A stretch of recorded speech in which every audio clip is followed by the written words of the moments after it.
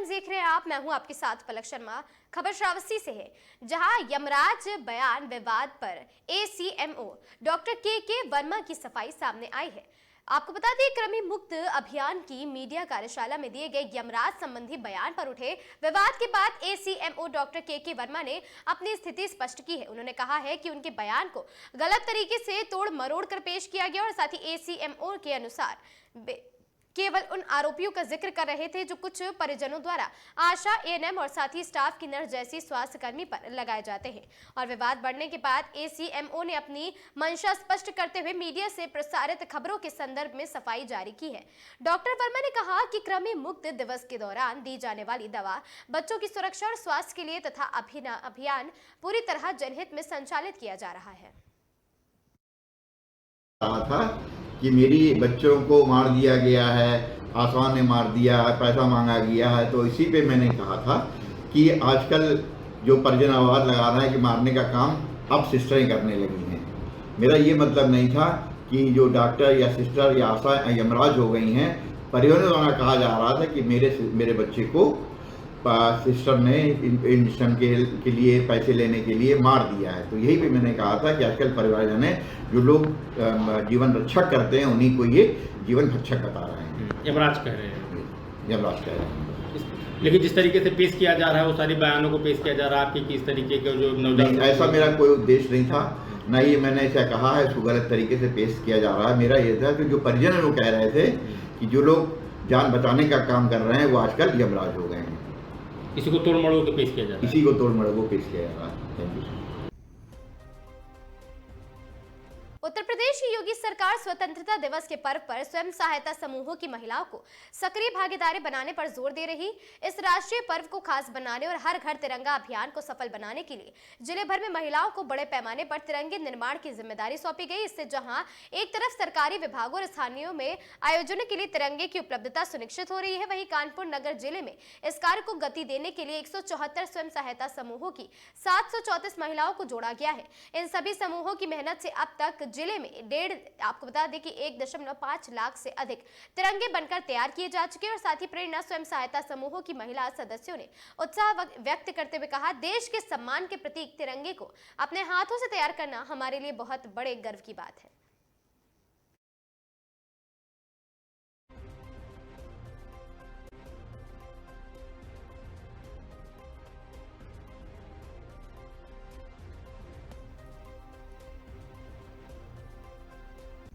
कानपुर में 7 अगस्त 2026 को चतुर्थ श्रेणी कर्मचारी यूनियन नगर निगम विकास प्राधिकरण जलकल विभाग कानपुर के तत्वाधान में नगर निगम प्रमुख द्वार पर एक धरना आयोजन किया गया। धरने में माननीय मुख्यमंत्री उत्तर प्रदेश सरकार को संबोधित मांग पत्र अपर आयुक्त को दिया गया और ज्ञापन देकर ये मांग की गई है कि आउटसोर्सिंग सेवा नियम रिपोर्ट लागू करके ठेकेदारी के कार्यरत कर्मचारियों का वेतन बढ़ाया जाए और साथ ही मृतक आश्रितों के स्थान पर शासन आदेश के अनुरूप मृतक आश्रित को अवसर दिए जाने और साथ ही आदि मांगों की ज्ञापन लेकर अपर नगर आयुक्त के आश्वासन दिया गया है।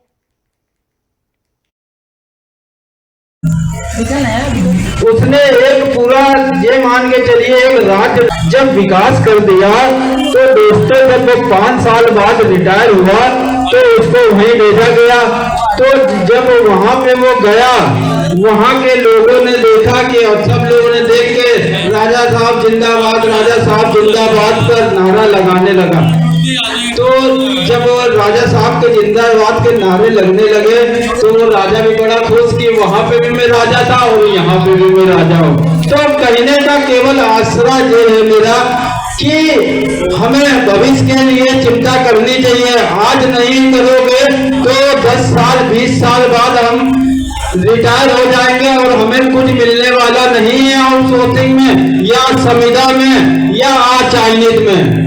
हमें निरंतर अपने अधिकारों के लिए हमारे नेता के मार्गों पे मार्गदर्शन पे चलना होगा और हमें यूनियन में साथ कॉपरेट करना पड़ेगा। हमें अपने लिए अधिकारों के लिए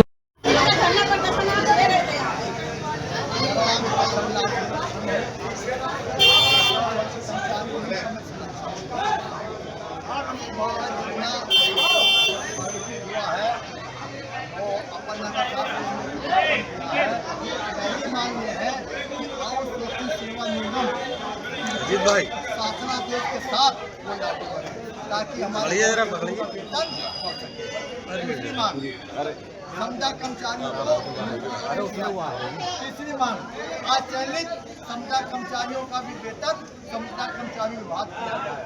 चौथा, मृतक कर्मचारी के आश्रित को नौकरी में दी जाए।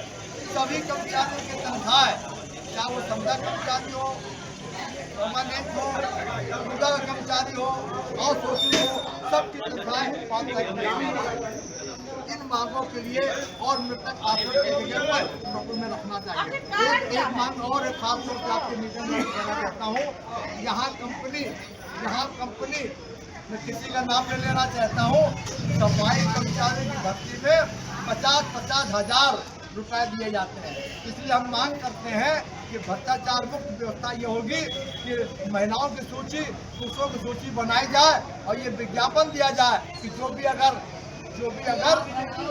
भर्ती होना चाहता है या काम करना चाहता है किसी पद में, उसकी शनाख्ती बन जाए और सीट लिस्ट के मुताबिक कर्मचारी की भर्ती की जाए। तो उससे ये होगा जो 50-50 हजार दिए जाते हैं उससे मुक्ति मिल जाएगी। आखिर कारण क्या है कि बड़े बड़े अधिकारियों के जो है समय पे वेतन आ जाता है और गरीब मजदूर जो अपना खून पसीना जलाता है, समाज के लिए, देश के लिए मरता मिटता, उसके वेतन में इतना लापरवाही क्यों?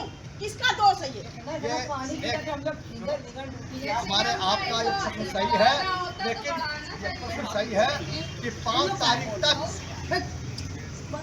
और सोचे को छोड़कर, पूजा को छोड़कर 5 तारीख तक वेतन आ जाता है। ये जो पूजा है और सोचे कर्मचारी है, इसमें सुधार हुआ है कि अभी हम 25 तारीख तक, 20 तारीख तक हमारा होता था, लेकिन हमने आंदोलन किया, संघर्ष किया, उसका रिजल्ट ये हुआ कि अब 10 तारीख तक वेतन जल्दी आने की संभावना है। तो आपका सवाल सही है, उस दिशा में यूनियन हमारी प्रयास कर रही है। आश्वासन मिला है? किसी अधिकारी ने आपसे संपर्क किया, क्या आश्वासन मिला? अभी हमारे अपर नगर है साहब आए थे, माननीय जगदीश यादव जी, उन्होंने ये आश्वासन दिया कि हम आपके ज्ञापनों को नगर आयुक्त के पास रखेंगे और आपके पक्ष में उनसे निवेदन करेंगे। ये बात अपर साहब ने कहा। धरना नहीं होगा वेतन को लेकर? अभी हमने 2 महीने का मौका दिया है। अभी हम 2 महीने चुनाव में बैठेंगे, शहर के सांसद के पास जाएंगे, विधायकों के पास जाएंगे, जिलाध्यक्ष के पास जाएंगे, नगर विकास मंत्री के पास जाएंगे, माननीय मुख्यमंत्री के पास जाएंगे, अपनी बात कहेंगे। इसके बाद क्या हुआ क्या नहीं हुआ फिर हम आपको। सर, मेरा एक आखिरी सवाल, आखिर आंटी जी ऐसी कौन सी जो है एनर्जी आपको दे रही कि आप इस उम्र में भी इतना दमदार अपनी जनता की लड़ाई लड़ रहे हैं? थोड़ा भैया पीछे हट जाओ।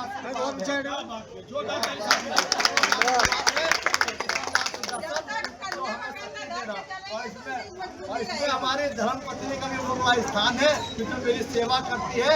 मैं उनको बुलाना चाहूँगी, एक बार देखना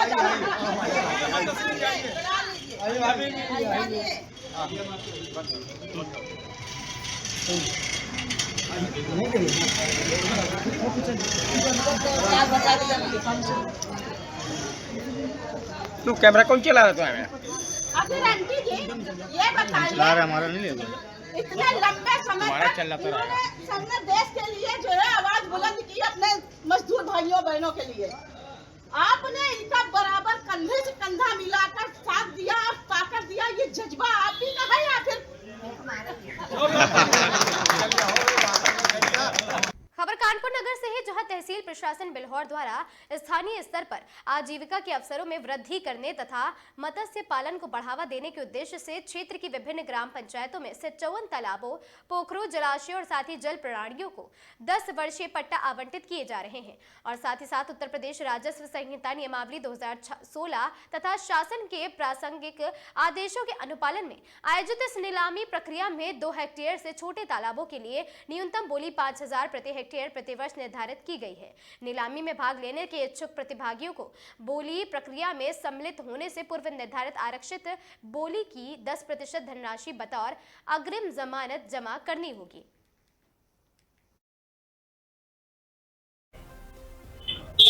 ये मिलावट है तो इसमें पिंक कलर की रिंग यहाँ पे अलग बनी।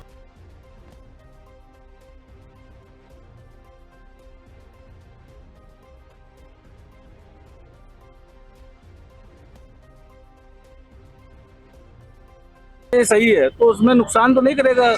अच्छा वैसे ये खाली पनीर का आधा किलो टुकड़ा लाया तो घाव वगैरह में लगाई जाती है, थोड़ा सा लीला इसको हटा दिया। इधर अच्छा क्वेश्चन है बनेगा। अच्छा ये हाथ में ले लीजिए एक बार आप। वो हाथ क्या है ये ऐसे हो जाएगा पालक।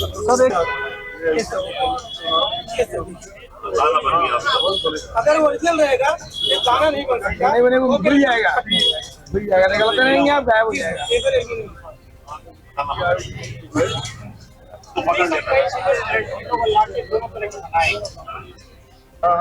और देखें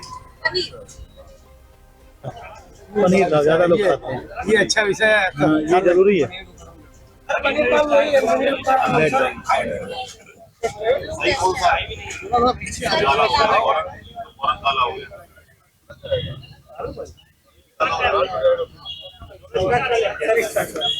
सही वाला है, सही वाला और वो वाली कैसे रहती है? गायब हो जाएगी जैसे आप ग्रेनुल बनने लगे एल्युमिनियम सर। तो हमारा काम आसान है, फिर पकड़ने भी कम पड़ेंगे। ये क्या नाम है आपका? मिठाइयों में शादी वर्ग बहुत लगाया जाता है, आजकल बड़े दुकान वाले लगाते हैं, छोटे वाले दुकान भी लगाते हैं। अगर ओरिजिनल शादी होगी तो इसको हम रगड़ेंगे, ये सब खत्म हो जाएगी। ये सब बहुत आसान टेस्ट है।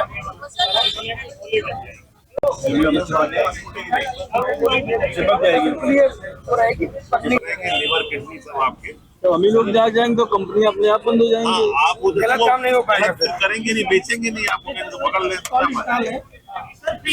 पैसा सबसे अच्छी होती है, अगर दाल बहुत चमकदार दिखे, बहुत चिकनी, बहुत साफ सुथरी दिखे तो फिर इसमें पॉलिश लगी होती है। पॉलिश इतनी फाइन चीज होती है सर, कलर जैसा दिखेगी नहीं और कलर होती है फिर वो फ्राई होती है। सर ये दाल सही है।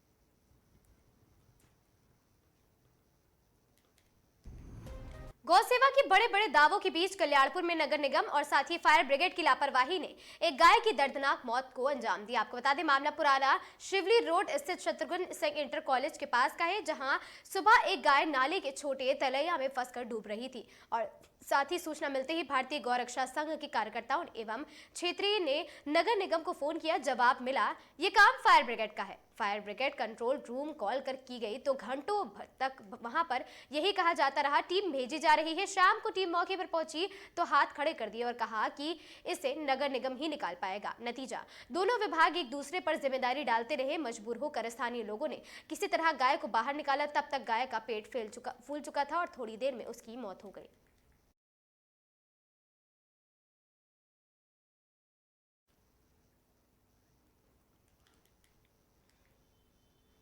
आपको बता दें खबर कानपुर से है, जहां 7 अगस्त 2026 कार्यालय सहायक पुलिस आयुक्त घाटमपुर कमिश्नरेट कानपुर नगर श्रीमान पुलिस अधीक्षक उपायुक्त महोदय कमिश्नरेट कानपुर नगर के कुशल पर्यवेक्षण में अपराध व अपराधियों के विरुद्ध चलाए जा रहे अभियान ऑपरेशन व्हाइट पाउडर के क्रम में पुलिस उपायुक्त दक्षिण कमिश्नरेट कानपुर नगर व अपर पुलिस आयुक्त अपराध दक्षिण कानपुर नगर के कुशल मार्गदर्शन में सहायक पुलिस आयुक्त घाटमपुर के नेतृत्व में प्रभारी निरीक्षक सेन पश्चिमपारा बिधनु एवं अपराध शाखा कानपुर नगर द्वारा संयुक्त कार्रवाई करते हुए गांजा सप्लाई करने वाले एक अभियुक्त को गिरफ्तार कर उसके कब्जे से क्रमशः 78 किलो 1 कुंटल और साथ ही 41.5 किलोग्राम गांजा बरामद किया गया है।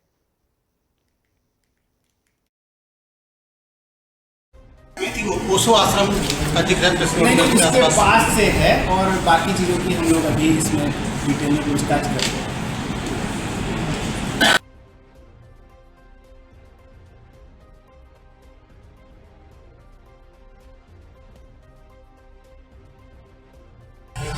सर आज गांजा पकड़ा गया है, कितना गांजा पकड़ा, कितना पकड़ा है?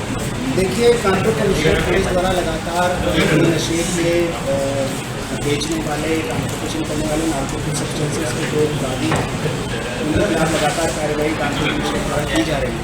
इस संदर्भ में रिसेंटली एक भारत सरकार द्वारा भी शामिल युवा करके एक अभियान चलाया गया है। उसके संबंध में राज्य सरकार द्वारा भी इन्फोर्समेंट की कार्रवाई करने के निर्देश दिए गए थे। तो उसकी अनुपालन में इस अभियान के अंतर्गत हमारे यहाँ कानपुर कमिश्नरेट में कुल 2 व्यक्तियों की गिरफ्तारी इस प्रकरण में की गई है और इनके पोजेशन से 200 से ज़्यादा किलो का गांजा जो अवैध नार्कोटिक सब्सटेंस है वो हम लोगों द्वारा बरामद किया गया है। इसमें एक व्यक्ति अभी फरार है, इसकी गिरफ्तारी के लिए टीमें बनाई गई हैं और लगातार आगे भी कानपुर कमिश्नरेट की तरफ से जो नार्कोटिक सब्सटेंसेज है उनकी इलीगल स्मगलिंग और उनको ट्रांसपोर्टेशन को लेकर अभियान लगातार चलाया जाता रहेगा और व्यक्तियों की गिरफ्तारी भी इसमें की जाएगी। तो कितनी कीमत है गांजे के लिए? इसकी बाजार में लगभग 1 करोड़ के आसपास इस सब्सटेंस की कीमत है और इन लोगों से जो हम लोगों ने पूछताछ की उसमें पूरा एक विस्तृत इनका जो डिस्ट्रीब्यूशन का नेटवर्क है वो भी निकल के आया है। 5 नाम अभी तक की पूछताछ में हमारे सामने आए हैं जिनको ये दोनों लोग ये जो गांजा प्रोक्योर इन्होंने किया था उसको डिस्ट्रीब्यूट करना था और इस संबंध में जो पैसे के लेन देन की जो बातें हैं वो भी इसमें सामने आई हैं। जो बाकी लोग हैं जो पूछताछ में सामने आए हैं इनको भी गिरफ्तार करें। कहना पड़ेगा ये इनका जो डिस्ट्रीब्यूशन नेटवर्क है फिलहाल की पूछताछ में जो कानपुर जिले और आसपास के जिलों तक फैला हुआ है, मगर इन्होंने जो ये प्रोक्योर किया था सब्सटेंस वो चित्रकूट से किया था और जो पूछताछ में आया है कि उससे पहले ये उड़ीसा से कहीं से इन्होंने ये 200 किलो गांजा जो है किस माध्यम से लिया था? माध्यम से बाई रोड कार से छोटे मोटे ट्रक खबर महोबा से है जहां दोस्तों के साथ सीओ नदी में नहाने गया 17 वर्षीय सत्यम डूबा। सीओ नदी के तेज बहाव में गहरे पानी की चपेट में आने से हादसा हुआ है। किशोर की तलाश जारी है। सूचना मिलते ही मौके पर पहुंची थाना पुलिस स्थानीय लोगों के साथ शुरू कराई है खोजबीन। रेस्क्यू अभियान में जुटी जौलौन से एसडीआरएफ और साथ ही मौदहा की फायर ब्रिगेड टीम घटनास्थल पर पहुंची और साथ ही एसपी वंदना सिंह और साथ ही वहां पर नदी चलाए जा रहे सर्च ऑपरेशन का लिया है जायजा। 17 वर्षीय सत्यम की डूबने की खबर परिवार में छाया मातम, परिजनों का रो रो कर बुरा हाल।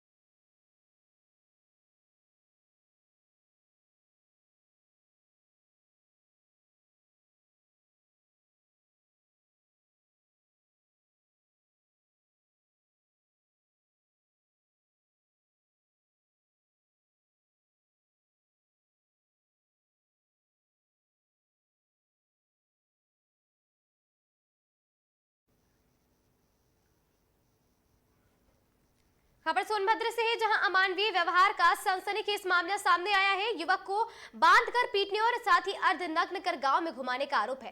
गाली गलौज के आरोप में भोला प्रसाद को घर में खींचकर बांधने और बेरहमी से पीटने का आरोप है कि युवक के गुप्तांग पर पत्थर बांधकर मुंह पर चूना पोतकर जूते चप्पलों की माला पहनाई गई है और साथ ही साथ अर्धनग्न अवस्था में युवक को पूरे गाँव में घुमाया भी गया और साथ ही बीच बचाव करने पहुंची भाई सरजू प्रसाद और उनकी पत्नी के साथ भी मारपीट की गई। पीड़ित के भाई की तहरीर पर बभनी थाने में मुकदमा दर्ज है। बीएनएस की धाराओं के तहत मुकदमा दर्ज कर अन्य आरोपियों की गिरफ्तारी के लिए टीमें गठित। सीओ ने कहा अन्य आरोपियों की गिरफ्तारी जल्द सुनिश्चित की जाएगी और अग्रिम विधिक कार्रवाई भी जारी है। क्षेत्र के अंतर्गत ग्राम इकदरी के रहने वाले सरयू प्रसाद के द्वारा एक प्रार्थना पत्र दिया गया जिसमें उनके द्वारा बताया गया कि उनके भाई भोला प्रसाद को करकच्ची गांव के रहने वाले अजय पुत्र राजेंद्र पुत्र छबिलाल व इनके परिवार के अन्य सदस्यों के द्वारा छेड़खानी का आरोप लगाकर घर में खींच लिया गया। इनके साथ मारपीट की गई व सार्वजनिक रूप में अपमानित किया गया। इस संबंध में थाना बभनी पर मुकदमा अपराध संख्या 178/26 धारा 191(2), 109(1), 115(2), 352 और 351(3) बीएनएस के तहत पंजीकृत किया गया है। इनमें से 2 आरोपियों अजय और राजेंद्र को आज गिरफ्तार कर लिया गया। अन्य आरोपियों के लिए गिरफ्तारी के लिए टीमें लगाई गई हैं। जल्द ही उनकी गिरफ्तारी सुनिश्चित की जाएगी और अग्रिम विधिक कार्रवाई इसमें की जाएगी। जहां तालाब में मगरमच्छ दिखने से मचा हड़कंप। तालाब में मगरमच्छ दिखाई देने की खबर मिलते ही ग्रामीणों में मचा हड़कंप। भारी संख्या में ग्रामीण तालाब के पास इकट्ठा हो गए और ग्रामीणों ने तत्काल वन विभाग को सूचना दी है। पंपिंग सेट लगाकर तालाब का पानी निकाला गया और देर शाम ग्रामीणों ने मगरमच्छ को पकड़ लिया। सूचना पर पहुंची वन विभाग की टीम ने मगरमच्छ को सुरक्षित स्थान पर छोड़ा है। मगरमच्छ पकड़े जाने के बाद ग्रामीणों ने ली है राहत की सांस।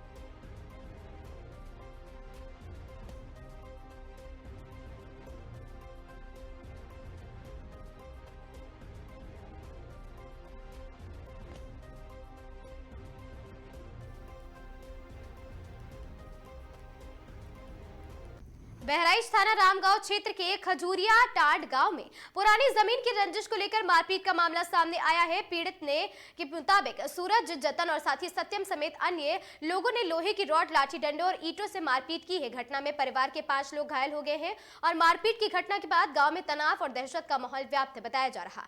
पीड़ित परिवार न्याय की मांग को लेकर पुलिस अधीक्षक के पास पहुंचा है और आरोपियों के खिलाफ पुलिस द्वारा दर्ज की गई शिकायतें और साथ ही पीड़ित पक्ष ने आरोपियों के खिलाफ सख्त कार्रवाई की भी मांग की है।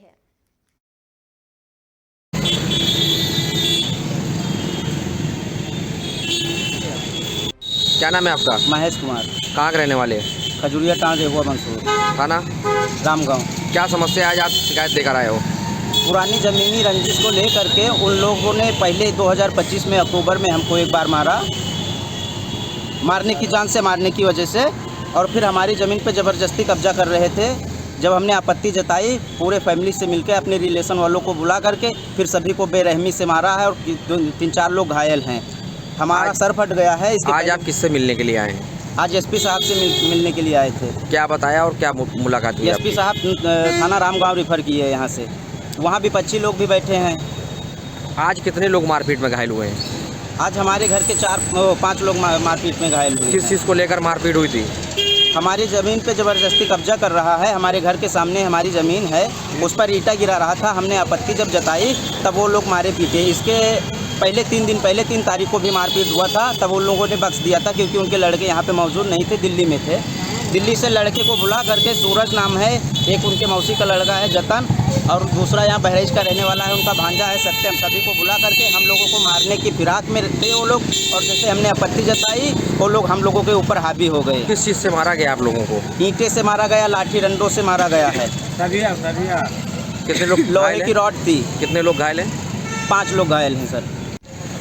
खबर सीतापुर से है, जहां जिला अस्पताल में इलाज के दौरान मरीज की दर्दनाक मौत के बाद जमकर बवाल हो गया। मरीज की मौत के बाद गुस्से में आए परिजनों ने काटा है हंगामा।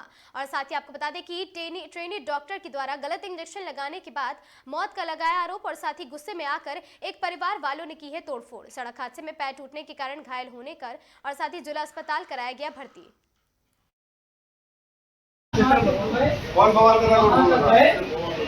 आराम से ले जाओ, आराम से उठाए, आराम से ले जाओ। अरे हटो यार सामने।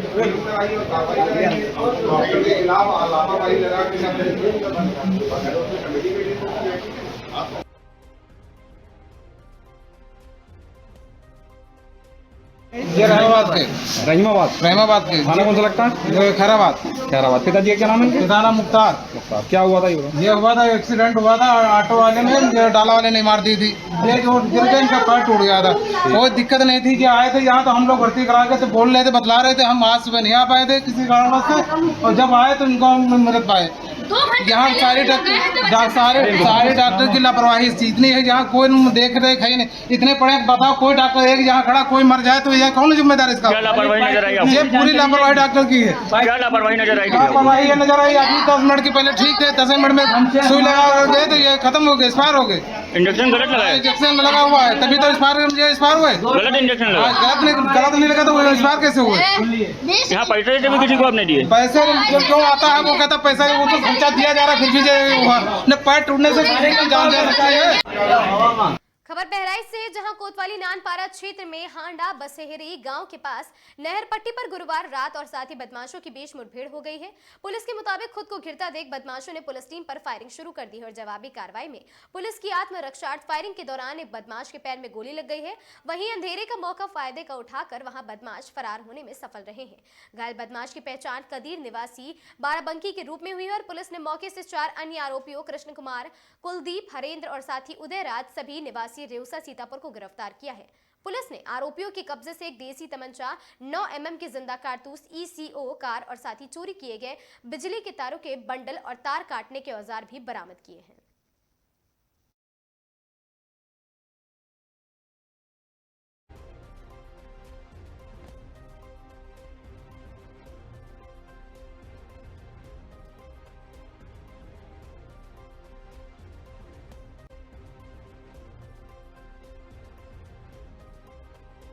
जानकारी है, क्या बताना चाहिए? पिछले कुछ दिनों से नानपारा क्षेत्र में तार चोरी की 2-3 घटनाएं प्रकाश में आई थी। इन घटनाओं के खुलासे के लिए SOG की टीम और नानपारा की पुलिस को लगाया गया था। आज दोनों टीमों को साथ सूचना मिली कि सरयू नहर पटरी पर कुछ तार चोर सक्रिय हैं और वो किसी बड़ी तार चोरी योजना बना रहे हैं। इस सूचना पर एक तरफ से SOG प्रभारी अपनी टीम के साथ, दूसरी तरफ से इंस्पेक्टर नानपारा अपनी टीम के साथ उन्होंने घेराबंदी की और जब अपने को घिरता देकर सरयू नहर पटरी पर बदमाशों ने पुलिस पार्टी को देकर एकदम से फायरिंग शुरू कर दी। आत्मरक्षार्थ पुलिस पार्टी ने भी फायर की, जिसमें एक बदमाश को गोली लगी और उस एक गाड़ी जो कि इको मारुति थी उसमें 4 बदमाश थे। उन सबको पुलिस ने दबोच लिया और जो घायल था उसको तत्काल नज़दीक के अस्पताल में भिजवाया गया। जो घायल बदमाश था उसकी पहचान कदीर के रूप में हुई, जो बाराबंकी का रहने वाला है। इसके अलावा जो बाकी 4 बदमाश थे वो सीतापुर क्षेत्र के रहने वाले हैं। उनके बारे में पूछताछ जारी है और इन लोगों ने मौके पर पूछताछ में अभी कल की एक घटना को स्वीकार किया, जिसमें तार चोरी की बड़ी घटना थी जिससे काफ़ी समस्या हुई और इससे पूर्व भी 1-2 घटनाएं इन्होंने स्वीकार की। इसके अलावा जिसको पैर में गोली लगी है उसके ऊपर भी कुछ आपराधिक मुकदमे हैं जिसके बारे में छानबीन की जा रही है। मौके से इनके पास से एक कार जो कि जिससे ये तार चोरी करके तार लाते हैं और तारों के कई बंडल और तार काटने का सामान और एक 9 mm का तमंचा बरामद हुआ है और सबको कब्जे में लेकर आवश्यक कार्रवाई की जा रही है। चला जाए। महोबा की चरखारी बाईपास स्थित HP पेट्रोल पंप के सामने Kabir enterprises electronic scooty agency में भीषण आग लग गई है। देर रात आपको बता दें करीब 2:30 बजे शॉर्ट सर्किट से लगी आग 12 स्कूटी जलकर खाक हो गई है और 8 क्षतिग्रस्त हो गई। हादसे में 12 से 15 लाख रुपए का नुकसान हुआ है और साथ ही पीड़ित का आरोप है कि समय पर बिजली विभाग द्वारा फोन न उठाने और सप्लाई बंद करने के कारण नुकसान बढ़ा है। महोबा में देर रात एक बड़ा हादसा हो गया। चरखारी बाईपास रोड पर HP पेट्रोल पंप के सामने स्थित कबीर इंटरप्राइजेस नाम की इलेक्ट्रिक स्कूटी एजेंसी में अचानक भीषण आग लग गई है और घटना मध्य रात्रि 2:30 बजे की बताई जा रही है और साथ ही एजेंसी के अंदर से उठती चिंगारी और धुएं को देखकर पास में लाइब्रेरी चलाने वाले एक व्यक्ति ने सुबह 4 बजे एजेंसी संचालक साहिल मंसूरी को हादसे की जानकारी दी है।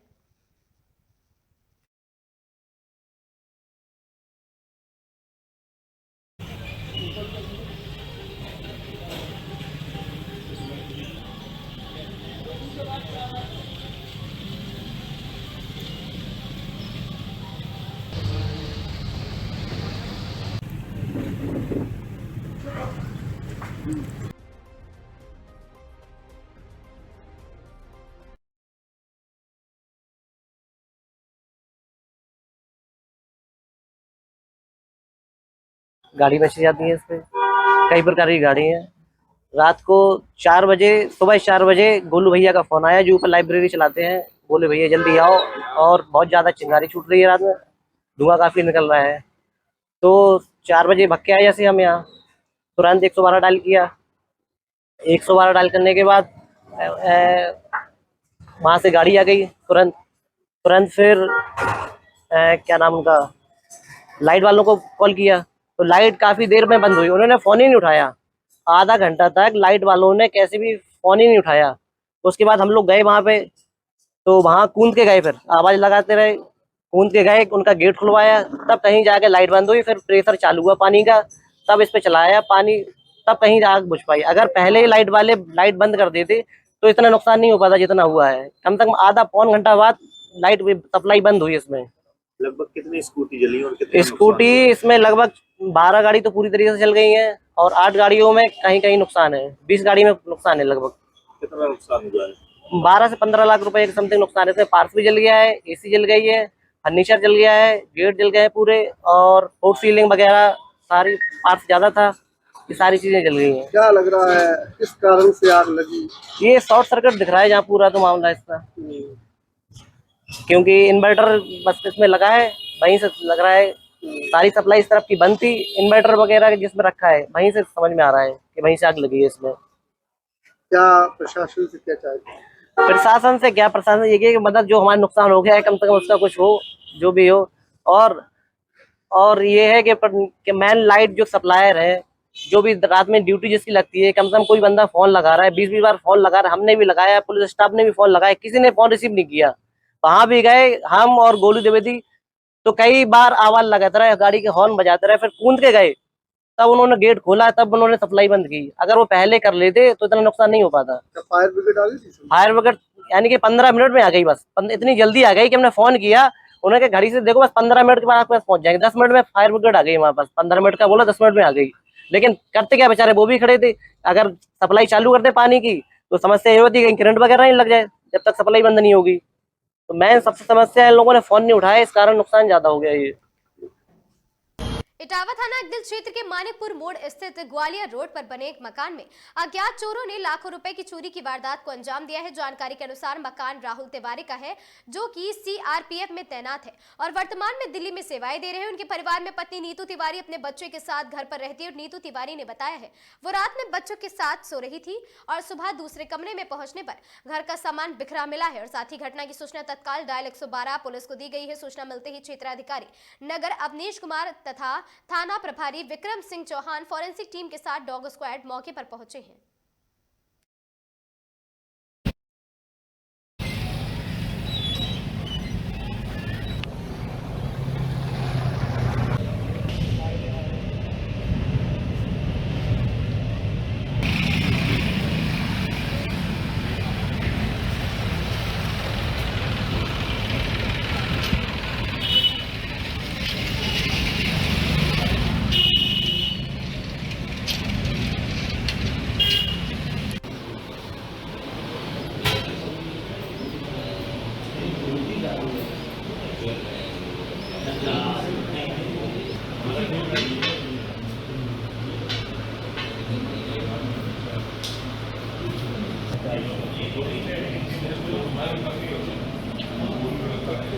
आपका नीतू तिवारी। क्या मामला होगा? कुछ नहीं, रात को हम नी की तरीका से लेटे, जब सुबह 6:30 बजे उठे तो फिर हम सीधे लॉबी में गए। लॉबी में हमने साड़ी देखी बंदी, तो हमें शक हुआ, तो हम भाग के जाकर रूम में आए तो देखे सब बिखरा पड़ा था। घर में कितने लोग रहते थे? हम थे, मेरा बच्चा था बस। अच्छा, और बाकी लोग कहाँ हैं? बाकी लोग मम्मी पापा 5 बजे निकल गए थे घर से, वो बकेवर में रहते। शाम को 5 बजे निकल गए? हाँ, शाम को 5 बजे निकल गए थे। ये रात के लगभग आपके यहाँ सीसीटीवी भी लगी है? हाँ। तो उसमें देखा लगभग कितने टाइम की घटना रही होगी? 1-1:30 बजे के करीब। तो इस चोरी में क्या क्या आपके यहाँ से चोरी हुआ होगा? यहाँ से मेरा सारा कम से कम 22 तोले के लमसम होगा, 1.5 लाख कैश है और वही तोले के हिसाब से सोना है, मंगलसूत्र, झुमकी, जावेरी, छोटी मोटी चीज़ें सारी। पुलिस को सूचना दी गई? हाँ, पुलिस को दी। पुलिस आई? हाँ। क्या लग रहा है कि कौन हो सकते हैं? मुझे तो फैक्ट्री साइड से ही लग रहा है, क्योंकि जो मेरा नीचे कुत्ता रहता है वो भौंकता है सब पे, और जब वो उनके पीछे पीछे जा रहा है तो वो जान पर्ची वाले। कावड़ यात्रा को लेकर अमरोहा पुलिस ने सुरक्षा व्यवस्था और कड़ी कर दी है। सीओ धनौरा और साथ ही सीओ नगर ने अपने क्षेत्र में ड्यूटी का निरीक्षण कर पुलिसकर्मियों को जरूरी दिशा निर्देश दिए हैं। निरीक्षण के दौरान अधिकारियों ने पुलिसकर्मियों को श्रद्धालुओं की मदद करने, यातायात सुचारू रखने और साथ ही संदिग्ध लोगों पर नजर बनाए रखने के निर्देश दिए। और पुलिस का कहना है यात्रा को पूरी शांतिपूर्ण बनाने के लिए हर स्तर पर निगरानी की जा रही है।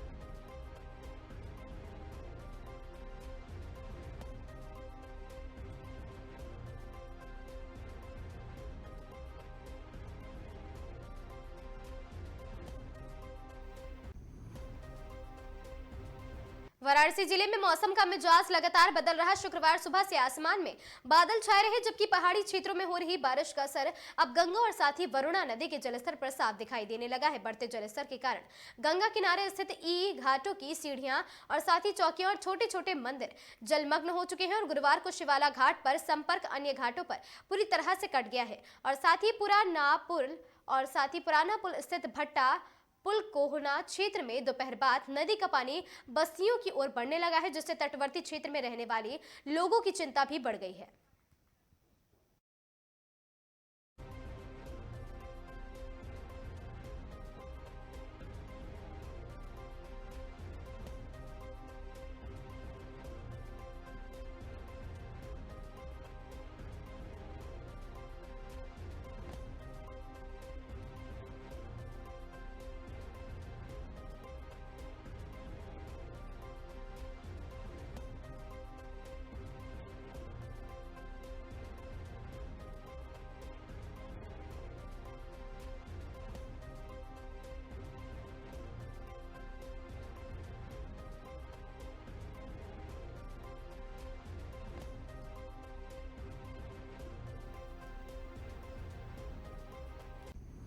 रुड़की के मंगलौर में एसआईआर यानी मतदाता सूची की विशेष गहन पुनरीक्षण को लेकर सियासत गरमाती जा रही है। मंगलौर विधायक काजी निजामुद्दीन ने एसआईआर प्रक्रिया को लेकर सरकार पर गंभीर सवाल खड़े करते हुए आरोप लगाया है कि सरकार की शह पर यह प्रक्रिया पूरी तरह जारी रहेगी। और साथ ही वहीं मंगलौर क्षेत्र की जनता ने विधायक के आरोपों पर सवाल उठाते हुए कहा है कि क्षेत्र में बीएलओ अपने स्तर पर निर्धारित प्रक्रिया के तहत काम करने लगे हैं। मंगलौर विधानसभा क्षेत्र में भी बीएलओ घर घर जाकर मतदाताओं को संबोधित करने में जानकारी जुटाने और आवश्यक दस्तावेजों की जांच कर रहे हैं।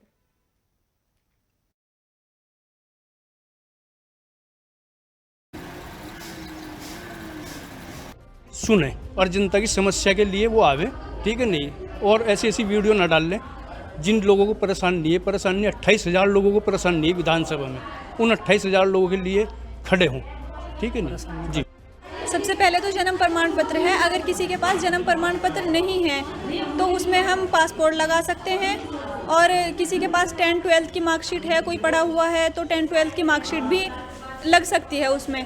देखिए, स्थायी निवास का ऐसा है कि उसमें स्थायी निवास का ऑप्शन नहीं दे रखा है। 2003 की लिस्ट वो चाहिए ही चाहिए है। 2003 की लिस्ट से बिना काम नहीं होगा, उसके बिना।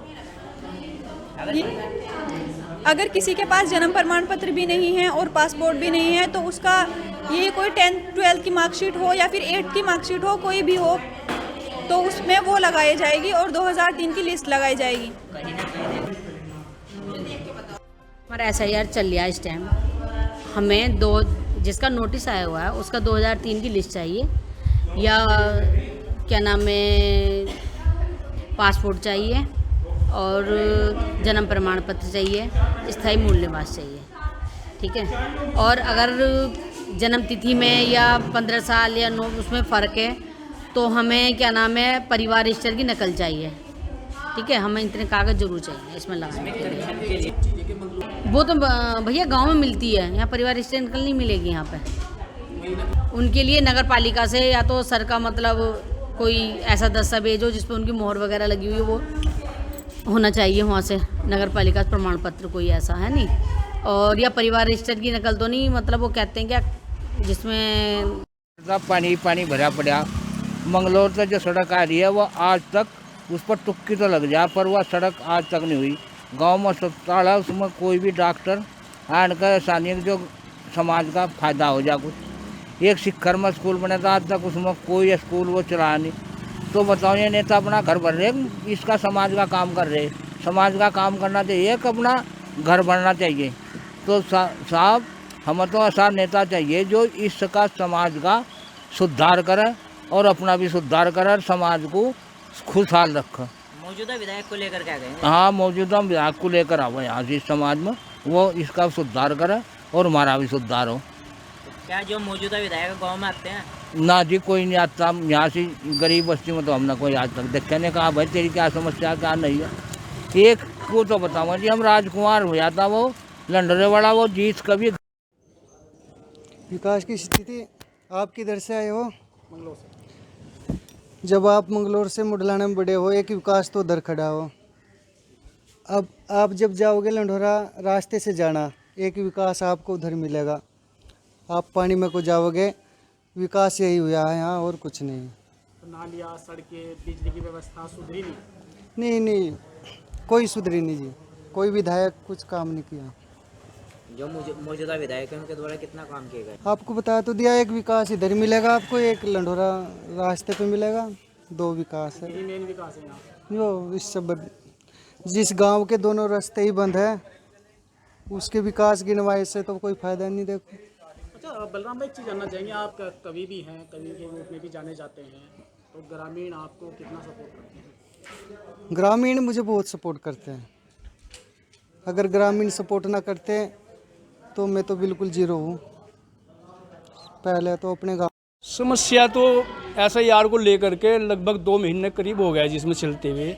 जब से लोग परेशान क्या है कि जिन चीज़ की SIR में ज़रूरत पड़ रही है वो चीज़ पहले से ही बंद पड़ी है। नगर पालिका ने बंद कर रखी है या जिसने भी बंद कर रखी, सरकार ने बंद कर रखी, इसकी जानकारी तो खैर अलग है। लेकिन इसमें मेन जो है पासपोर्ट मांग रही हैं और 10वीं की मार्कशीट मांग रहे हैं। मार्कशीट कहाँ से मिलेगी? स्कूल बंद है फ़िलहाल। पासपोर्ट सभी लोगों पर नहीं है। जन्म प्रमाण पत्र पहले से बंद पड़े। तो दिक्कतें इतनी आ रही हैं कि बस जिसका कोई पता ही नहीं। अच्छा सही अभी तक ना तो BLO को मुझे लगता है कोई जानकारी है, ना ही कोई ठोस अधिकारी आकर के बता रहा कि आपको इस SIR में ये कागज़ लगा के दे दो। 11-12 कागज़ लिख रखे जिसमें आज तक यही नहीं पता लग पा रहा कि ये कागज़ है क्या चीज़। ये कल मैं नगर पालिका गया था, यूँ साहब से मेरी मुलाकात हुई, उत्तम सिंह नेगी जी से। उन्होंने कहा कि ये जो 2011 में जनगणना हुई थी ये वैलिड ही नहीं है, ये तो सरकार की तरफ से रद्द हो गई। तो ये भी आज मना कर रहा है। पहले ये कहते थे कि भाई लग जाएगी आपकी वो, लेकिन पहली बात तो बन ही नहीं रही वहाँ पे। लेकिन अगर किसी की बन के आ भी गई तो वो यहाँ रद्द कर दी गई, तो वो भी वैलिड नहीं है। तो अब समझ में नहीं आ रहा कि SIR में कौन सा कागज़ हम यहाँ लोगों को बतावें, कौन सा कागज़ हमारा वैलिड होगा। इन्होंने तो केवल एक मार्कशीट और एक जो है पासपोर्ट, 2 चीज़ मान के चलो। जन्म प्रमाण पत्र के साथ भी कुछ और कागज़ लगाने पड़ रहे हैं, तो जा करके जब ये वैलिड हो रहा है यहाँ पे। जिस तरह से आपने भी देखा होगा कि वीडियो जारी विधायक के द्वारा भाई विधायक के बारे में क्या बोलूँ। देखो विधायक जी तो जो है हमेशा सुर्खियों में रहने वाले आदमी हैं, ठीक है। नहीं सुना मैंने मोबाइल के माध्यम से देखा कि वो बूथ नंबर 1 की जो है किसी ने कोई मांगे राम कि वो बता रहे कि मैंने 29 ऑक्टो पे, मतलब विधायक जी ने बताया कि 29 ऑक्टो पे आपत्ति कर रखी है। अल्मोड़ा पहाड़ के युवा नव प्रवर्तक रवि टमटा ने स्वदेशी तकनीकी के क्षेत्र में उपलब्धि हासिल की और साथ ही हापीडा स्काइट प्राइवेट लिमिटेड के संस्थापक एवं CEO रवि टमटा द्वारा विकसित व्यक्तिगत विद्युत हवाई वाहन और साथ ही हापीडा स्काईनेक्स का मुख्यालय स्थित आर्मी हेलीपैड में सफल उड़ान परीक्षण किया गया। परीक्षण के दौरान वाहन जमीन से उठकर करीब 1 मिनट तक हवा में रहा और साथ ही इस उपलब्धि को देखने के लिए मौके पर लोगों की भीड़ जुटी रही। रवि टमटा पिछले कई वर्षों से सुरक्षित और आधुनिक व्यक्तिगत हवाई तकनीकी विकास करने में जुटे हैं।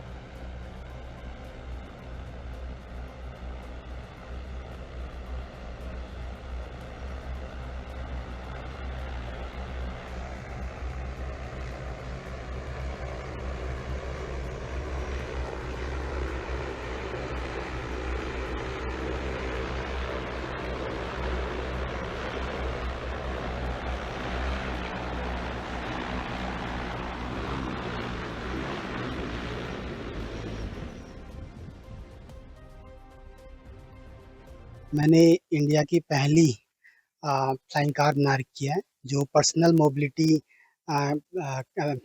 होगी और आने वाला फ्यूचर होगा।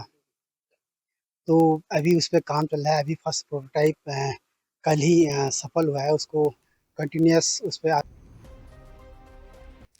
खबर नैनीताल से है, जहां सचिव मुख्यमंत्री व आयुक्त कुमाऊं ने आज विभिन्न मतदान केंद्रों, लोक निर्माण विभाग कार्यालय और साथ ही CRST विद्यालय, नगरपालिका बालिका इंटर कॉलेज और साथ ही एचडेल सुखाताल में SIR कार्य की स्थलीय निरीक्षण लिया है। नैनीताल में आपको बता दें कि नैनीताल कुमाऊं आयुक्त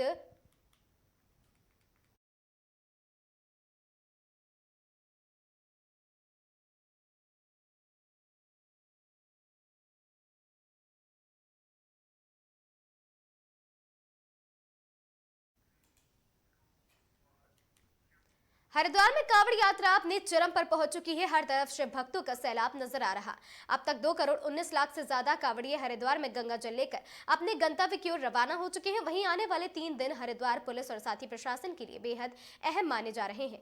8 और 9 व 10 अगस्त को बड़ी संख्या में डाक, कांवड़ और मोटरसाइकिल सवार कांवड़ियों के हरिद्वार पहुंचने की संभावना है और ऐसे में पुलिस प्रशासन ने सुरक्षा और यातायात व्यवस्था को लेकर कमर कस ली है। हरिद्वार में कांवड़ यात्रा का मुख्य चरण शुरू होने जा रहा है। शिव भक्तों को बढ़ती भीड़ को देखते हुए कि बीच पुलिस और प्रशासन की चुनौती भी बढ़ गई है। वहीं जिलाधिकारी मयूर दीक्षित ने बताया है कि कांवड़ यात्रा का मुख्य फेज शुरू होने वाला है।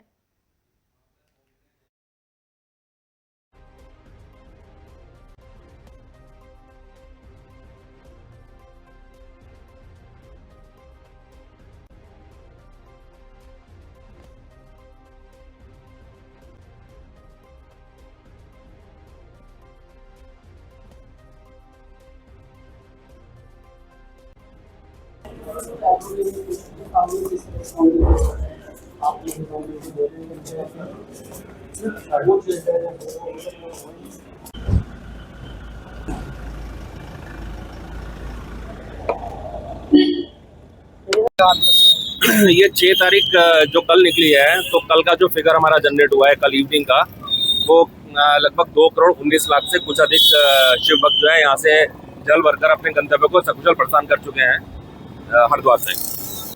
देखिए, अब जैसे 8, 9, 10 कल, परसों और 10 तारीख, ये 3 दिन इम्पोर्टेंट हैं। तो इसमें जैसे विगत वर्षों में भी रहा है और इस बार भी संभावना है कि डाक कावड़ बहुत अधिक संख्या में आएगा, विशेषकर मोटरसाइकिल। तो अभी जो है अंदर की ड्यूटी कम करके जो जहाँ पर कि पैदल शिव भक्त जाते थे, हाईवे भी ड्यूटी बढ़ाई जा रही है। और बैरागी में जो बड़ी गाड़ियाँ पार्क की जा रही हैं, वो जो निकलती है सिंह द्वार से हाईवे पे आती हैं, हाईवे के जितने सुपर जोन हैं, जोन से उनको बताया गया कि हाईवे पे उनको बोले गाड़ी ना रोकें, जिससे कि जाम की स्थिति पैदा ना हो। जो भी हाईवे पे आता है वो चलता रहे। अगर आपको रुकना है, वेट करना है या एक दिन रुक कर जाना है यहाँ से, तो आप पार्किंग गाड़ी करें, ना कि हाईवे पे। 5 दिन हमारे बचे हैं। इन सभी दिनों के लिए आगे, क्योंकि अभी हमें ऐसा प्रतीत होता है जाने वाले जो जनपद हैं उनसे जो सूचना प्राप्त हो रही है कि काफ़ी संख्या में व्हीकल्स यहाँ पर आएंगे। और पिछले सालों के एक्सपीरियंस से भी लगता है कि लास्ट के 3 से 4 दिन में लाखों की संख्या में कांवड़िए जनपद में प्रवेश करेंगे गाड़ियों से। उसको देखते हुए जो हमारे हाईवेज़ हैं उनको ठीक के मेंटेन किया जा रहा है, पार्किंग्स को मेंटेन किया जा रहा है और जो सुविधाएं कांवड़ियों को यहाँ पे चाहिए ताकि कोई दिक्कत का सामना न करना पड़े, शौचालय सफिशिएंट पार्किंग्स में हो, पीने का पानी हो, लाइट सफिशिएंट हो, उसको भी लगातार मॉनिटरिंग किया जा रहा है।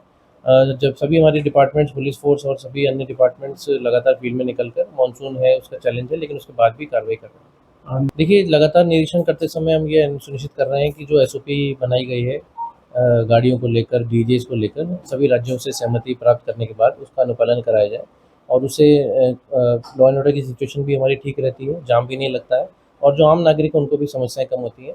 जो मुजफ्फरनगर, सहारनपुर, बिजनौर, अन्य जो हमारे से लगे हुए जनपद हैं, वहाँ से कोऑर्डिनेट करते हुए हम लोग ये सुनिश्चित कर रहे हैं कि SOP का पालन कराएं। देखिए, अभी जो संख्या है वो 2 करोड़ से ऊपर की चल रही है और आने वाले समय में जैसे भी व्हीकल्स की काउंटिंग और उसके अनुसार आगे की काउंटिंग की जाएगी। लेकिन हमें जैसा भी है मानसून को देखते हुए चैलेंजिंग सिचुएशन है, बारिश का लगातार फोरकास्ट है और बारिश भी हो रही है। तो यही सुनिश्चित कर रहे हैं कि कोई भी कांवड़िया अगर हमारे जनपद में आ रहा है, उत्तराखंड में आ रहा है, तो उसको बहुत ही अच्छा एक एक्सपीरियंस मिले, उसको कहीं भी कोई दिक्कत का सामना न करना पड़े और साथ ही जो उसको बेसिक एम्यूनिटीज़ हैं वो सफिशिएंट मिले। सचिव मुख्यमंत्री व आयुक्त कुमाऊं ने आज विभिन्न मतदान केंद्रों, लोक निर्माण विभाग कार्यालय और साथ ही CRST विद्यालय, नगरपालिका बालिका इंटर कॉलेज एशलेट सुखावत में SIR कार्य का स्थलीय निरीक्षण किया है। कुमाऊं आयुक्त दीपक रावत ने बताया कि SIR की प्रक्रिया को लेकर बताया जा रहा है कि वर्तमान में SIR की प्रक्रिया चल रही है और इसके तहत मतदाताओं को नोटिस जारी किए गए हैं और साथ ही नोटिस पूरी तरह सिस्टम से जनरेट हो रहे हैं। BLO द्वारा दस्तावेजों को स्कैन करने के बाद नोटिस जारी होने का कारण भी स्पष्ट रूप से सामने आ रहा है। अच्छा मैडम के उसमें क्या है, पहले बोरा थी, नीमा बोरा पटियाल। ओके, आपके इसमें क्या जनरेटर लगवा दें? आपके भी नाम में अंतर है क्या? 2003 क्या दिखाया था आपके इसमें? एज का नहीं, पर नॉर्मली तो नोटिस में लिख रहे हैं, नहीं लिखा है। अच्छा, नहीं लिख रहा ठीक है, तो आपको यहाँ से नोटिस मिला होगा, तो आपकी सुनवाई की तारीख आज ही? हाँ जी, कोई दिक्कत नहीं। तो जैसे आपका बूथ संख्या कौन सा है, आपका बूथ का नाम क्या है? और इसमें नोटिस जो जनरेट हुए हैं, कुछ तो सिस्टम से जनरेट हुए हैं, कुछ में कई बार ऐसा भी हुआ है कि अलग से हमने हाथ से लिखा हुआ है। जब BLO ने स्कैन किया होगा बारकोड को तो कारण पता चला होगा, उसको भी हमने नोटिस में लिखा है। उसके उपरांत जब नोटिस किसी भी वोटर को आया होगा, उसमें एक निर्धारित तारीख है जिस तारीख को उनको उपस्थित रहना होगा। जैसे कि अभी आप देख रहे हैं हम CRST के बूथ में हैं, तो आज जिन जिन की भी बारी थी आने की, वो लोग यहाँ पे आए हुए हैं और अपने समर्थन में उस नोटिस का जवाब देने में वो दस्तावेज ला सकते हैं। दस्तावेजों की लिस्ट है, मैट्रिकुलेशन का सर्टिफिकेट भी उसमें है, पासपोर्ट भी है, उसमें स्थायी निवास भी है, कास्ट सर्टिफिकेट भी ला सकते हैं। तो उसमें अधिकांश जो मेरा ऑब्जर्वेशन अभी तक बहुत से बूथ्स मैंने देखे वो ये रहा है कि जो नाम में त्रुटियां, जैसे मेरे अपने केस में मैं बताता हूँ आपको, तो जो मुझे नोटिस आया है तो 2003 में मेरा वोट मसूरी में था और उसमें 3 का जो इलेक्टोरल रोल होगा उसमें नाम केवल दीपक लिखा हुआ था। सिस्टम ने नोटिस जनरेट किया कि वर्तमान में इनका नाम दीपक रावत है। तो मुझे आज की तारीख में जो भी दस्तावेज जो मेरे समर्थन में मुझे देना हो, जैसे मैंने आधार कार्ड दे दिया, उसमें दीपक रावत लिखा हुआ है, उसमें BLO की ऑब्जर्वेशन आ जाएगी कि इनका नाम दीपक रावत है। ये तो अभी लेटेस्ट। हरिद्वार में कावड़ मेले के बीच खाद्य सुरक्षा विभाग ने खाद्य प्रतिष्ठानों के खिलाफ विशेष अभियान चलाया है। सहायक आयुक्त खाद्य सुरक्षा एवं औषधि प्रशासन महिमानंद जोशी के नेतृत्व में टीम ने बैरागी कैंप समेत हर की पैड़ी और साथ ही गांव घाट और पार्किंग क्षेत्रों में ढाबों, रेस्टोरेंट, अस्थायी खाद्य प्रतिष्ठानों का निरीक्षण किया। अधिकारी ने बताया कि अभियान के दौरान कुल 35 लाख खाद्य व्यवसाय प्रतिष्ठानों का निरीक्षण किया गया और साथ ही खाद्य कारोबारियों को प्रतिष्ठानों में साफ सफाई रखने, खाद्य पदार्थों को ढककर रखने तथा यात्रियों को केवल ताजा भोजन परोसने के निर्देश दिए गए हैं।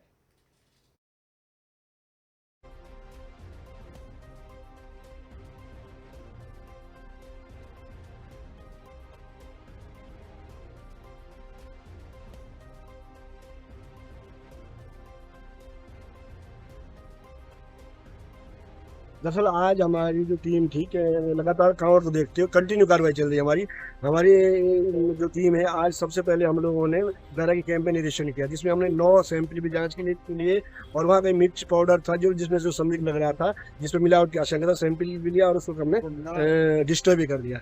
और उसके बाद हम लोगों ने रोडी बेल वाला और क्या कहते हैं हमारा जो आसपास का क्षेत्र रोडी बेल वाला घर की पेड़ के आसपास निरीक्षण किया। निरीक्षण में जो भी कमियां पाई गई, मौके में कई लोगों को नोटिस भी जारी किया गया है और एक जगह हमें जो बंद के पैकेट है काफी मात्रा में हमको जो फंगस लगे मिले, उसको हमने मौके में डिस्ट्रॉय कर दिया और मौके में उनको नोटिस जारी किया। तो ये चलता रहेगा, ये लगातार आप देखिए लगातार हमारा अभियान 15 तारीख से चल रहा है, कंटिन्यू 15 जुलाई से लेकर हमारा अभी तक चल रहा है।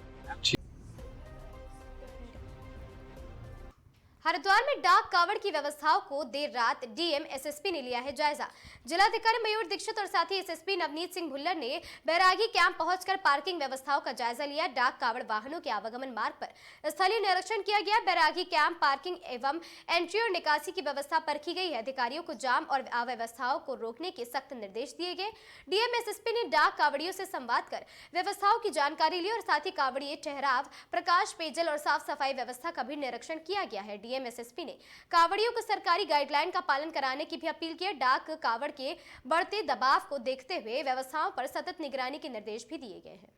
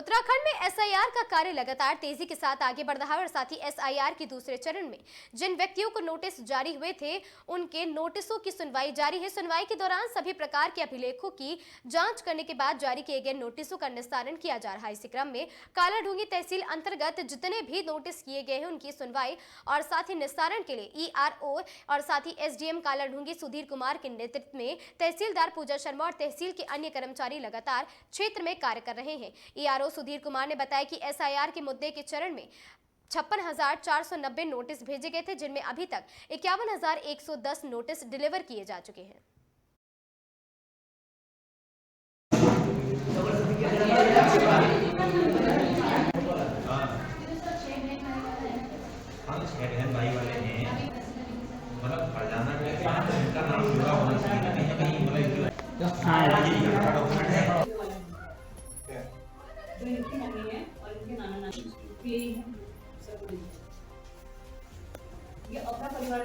जिसके सापेक्ष अभी 2 बजे तक की रिपोर्ट के अनुसार 51,110 नोटिसेस डिलीवर किए जा चुके हैं और 5,380 नोटिस अभी डिलीवरी के लिए पेंडिंग है, जिन्हें आज और कल में इनको डिलीवरी को कंप्लीट कर लिया जाएगा। और इस प्रकार जो प्रतिशत होता है हमारा लगभग 90.48% हम लोगों ने जो नोटिसेज हैं वो डिलीवर कर दिए हैं। और इसके साथ साथ पैरेलली सुनवाई का कार्य भी चल रहा है, जिसमें 3 तिथियां हमारी अभी तक हो चुकी हैं। प्रथम तिथि 3 अगस्त को थी, द्वितीय तिथि 5 अगस्त को और तृतीय तिथि आज 7 अगस्त को। ये अभी भी इसमें सुनवाई चल रही है, कई बूथ्स में अभी भी चल रही होगी। और इस प्रकार टोटल 8,850 जो नोटिसेज हैं उन पे सुनवाइयाँ हो चुकी हैं और उसको अपलोडिंग का कार्य बीएलओ और एआरओ के माध्यम से किया जा रहा है बीएलओ ऐप में और ईसीआई नेट के माध्यम से। जो बाकी तिथियां हैं 18 अगस्त तक की हमने तिथियां निर्धारित कर रखी हैं। सभी बूथ में बूथ के अनुसार या क्लस्टर ऑफ बूथ हमने बनाया है जो कि नियर बाय बूथ हैं। उन सभी बूथ्स पे हमारे एआरओज और बीएलओ सुपरवाइज़र अपनी टीम के साथ वहाँ पे पहुँच रहे हैं और सभी मतदाताओं को सहयोग कर रहे हैं और मतदाताओं को सहयोग करते हुए जो भी उनकी एनोमलीज हैं उन पे उनका डॉक्यूमेंट लेके जो भी उसको सही करने के लिए जिस डॉक्यूमेंट की आवश्यकता है इलेक्शन कमीशन के द्वारा जो 11 डॉक्यूमेंट्स बताए गए हैं उनमें से किसी एक डॉक्यूमेंट को लिया जा रहा है और उसी समय उस डॉक्यूमेंट को लेने के बाद उनके साथ एक फोटोग्राफ लेके उसे भी उस ऐप में अपलोड किया जा रहा है। सावन के मौके पर भारतीय जनता युवा मोर्चा के राष्ट्रीय अध्यक्ष तेजस्वी सूर्य ने सैकड़ों कार्यकर्ताओं और युवाओं के साथ हरिद्वार से ऋषिकेश तक कांवड़ यात्रा की है। पहले उन्होंने हरिद्वार में हर की पौड़ी पर मां गंगा का पूजन कर गंगा जल भरा है, जिसके बाद यह यात्रा भारी और साथ ही भक्त उत्साह के साथ वातावरण में प्रारंभ होकर ऋषिकेश के वीरभद्र महादेव मंदिर पर संपन्न हुई है। मंदिर में उन्होंने पूजा अर्चना करते हुए जलाभिषेक किया है। इस दौरान पूरा क्षेत्र हर हर महादेव और बम बम भोले के जयकारों से गूंजता हुआ दिखाई दिया। चलो जी आओ मंदिर पर। अपने धर्म में सावन का एक बहुत बड़ा प्रतीक होता है, महत्व होता है और करोड़ों युवा हर साल सावन में ऐसे कांवड़ यात्रा करते हैं। क्योंकि मैं दक्षिण भारत से आता हूँ, वहाँ भी इसी प्रकार के कांवड़ यात्रा है और मुझे कई सालों से मन था कि हरिद्वार से ऋषिकेश ऐसे लाखों युवाओं के बीच कांवड़ यात्रा करने का मौका मिले। बाबा भोलेनाथ जी ने इस बार मुझे वो मौका दिया है। आज सुबह हम सभी युवा मोर्चा के साथ कार्यकर्ता साथ में गंगा स्नान करके हम गंगा जल लेके यहाँ वीरभद्र मंदिर ऋषिकेश तक आए हैं। यहाँ हम जल चढ़ा भी है शिव जी के ऊपर। ये बहुत बड़ा आध्यात्मिक यात्रा है। यहाँ किसी का भेदभाव नहीं है, हर व्यक्ति को यहाँ स्वागत है, हर व्यक्ति को समान आदर है और हर व्यक्ति अपने खुद के शरीर के मेहनत से पुण्य को कमाना होता है। ये हिंदू धर्म के सबसे बड़े उत्सवों में एक है। यहाँ कोई ऑर्गेनाइज़र नहीं है और कोई ऑर्गेनाइज्ड भी नहीं है, सब सेल्फ मैनेज्ड है। सब लोग अपने आप आते हैं, अपने आप इतना श्रद्धा के साथ इसमें भाग लेते हैं। This is unimaginable. किसी देश में इस प्रकार का एक उत्सव हम सोचना भी असंभव है। आज बहुत अच्छा लगा इस यात्रा में भाग लेने का, कावड़ यात्रा में भाग लेने का मुझे मौका मिला। यहाँ से गंगा जल लेके मैं वापस बेंगलोर जाऊँगा। घर में मंदिर में भी जल चढ़ा के माता पिता का आशीर्वाद वहाँ भी प्राप्त करूँगा। मैं सभी युवाओं से मेरा 2 आग्रह है। कावड़ यात्रा भक्ति का, सेवा का, साधना का संगम है और इस दौरान हम कई बार किसी प्रकार के व्रत रखते हैं। कुछ लोग जो तंबाकू खा रहे वो लोग छोड़ देते हैं, कुछ लोग दारू जो तो पीते हैं वो छोड़ देते हैं, खाने में नियंत्रण करते हैं। ये एक डिसिप्लिन हम ले आते हैं इस दौरान। क्या हम ये जो डिसिप्लिन सावन के महीने में कावड़ यात्रा के दौरान में हम करते हैं, क्या हम साल भर इसको रख सकते हैं? क्या हम नशा मुक्ति भारत के ओर हम सब इसी सावन में संकल्प लेके कर सकते हैं? ये मेरा पहला आग्रह है। दूसरा, ये गंगा मैया के जो प्रार्थना हम करते हैं,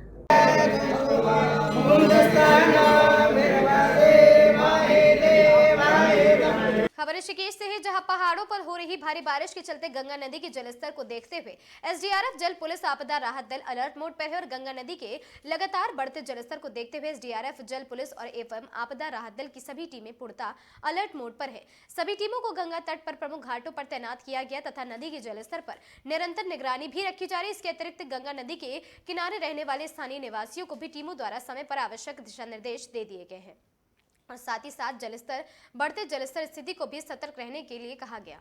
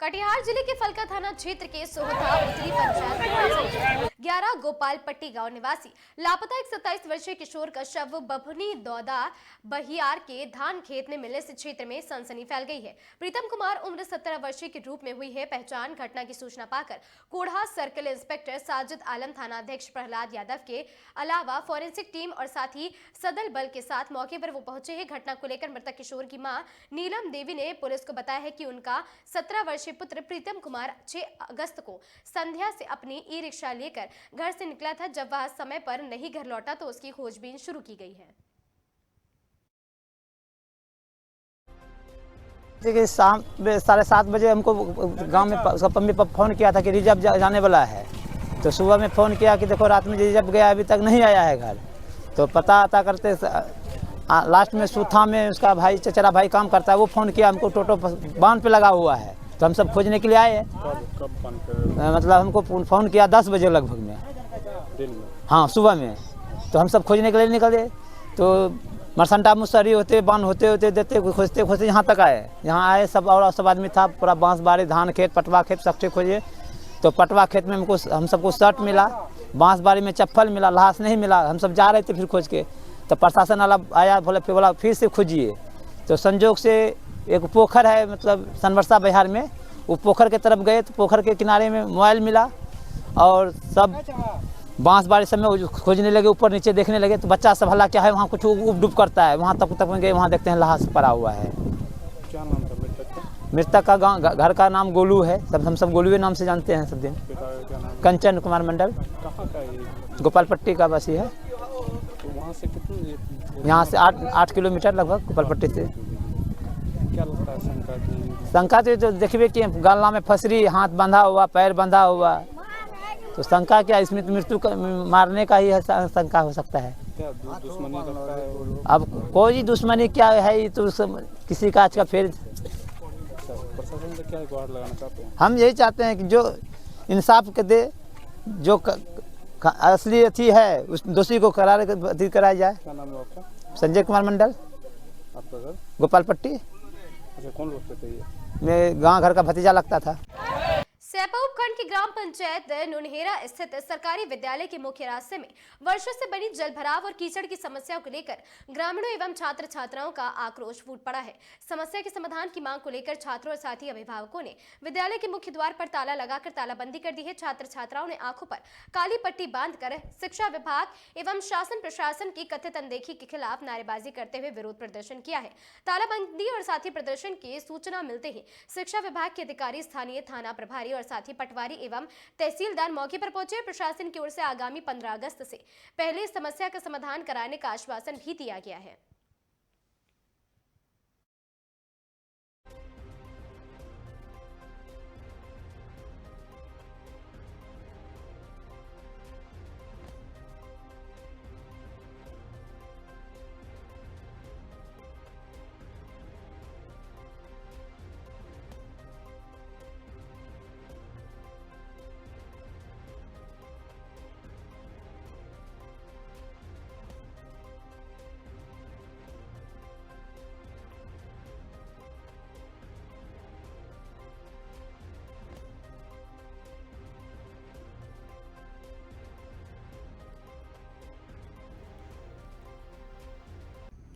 धौलपुर निहालगंज थाना पुलिस ने दुर्गा कॉलोनी में हथियारों के बल पर घर में घुसकर डकैती करने के मामले का खुलासा करते हुए आरोपियों को गिरफ्तार किया और आरोपियों ने रिश्ते की बात करने के बहाने घर में प्रवेश किया था और बाद में परिवार के सदस्यों को बंधक बनाकर नकदी, सोने चांदी के आभूषण सहित अन्य सामान की लूट की थी। और पुलिस के अनुसार 28 जुलाई 2026 को दुर्गा कॉलोनी निवासी 60 वर्षीय महिला के घर पर एक महिला और पुरुष पहुंचे और साथ ही उन्होंने खुद को अलीगढ़ के रिश्ते की बात करने के लिए बताया और साथ ही बीच वहां बातचीत के बाद दोनों घर के अंदर चले गए और साथ ही कुछ देर बाद 4 अन्य लोग भी एक बच्चे के साथ घर में पहुंचे हैं।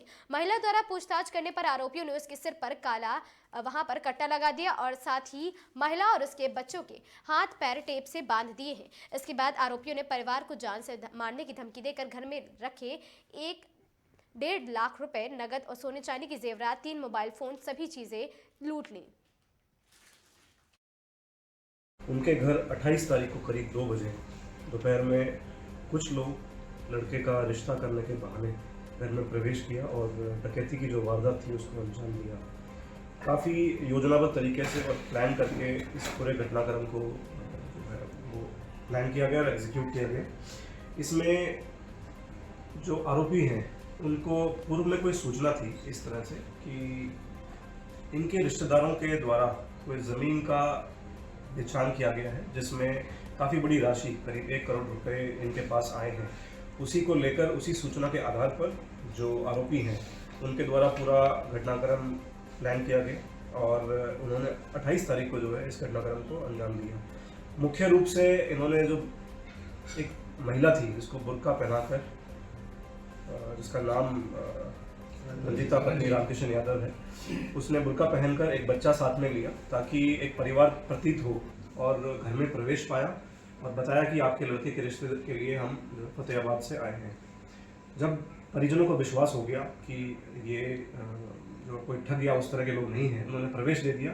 जब उनको पानी पीने के लिए बिठाया गया तो तुरंत उनमें से कुछ लोगों के द्वारा कट्टा निकाल लिया गया और सबको एक कमरे में बंद कर उनके हाथ जो है वो हाथों पर टेप लगा दी और घर से ही कुछ पैसे, कुछ कागजात, जेवरात और फ़ोन जो है वो उनके द्वारा चोरी कर लिए गए।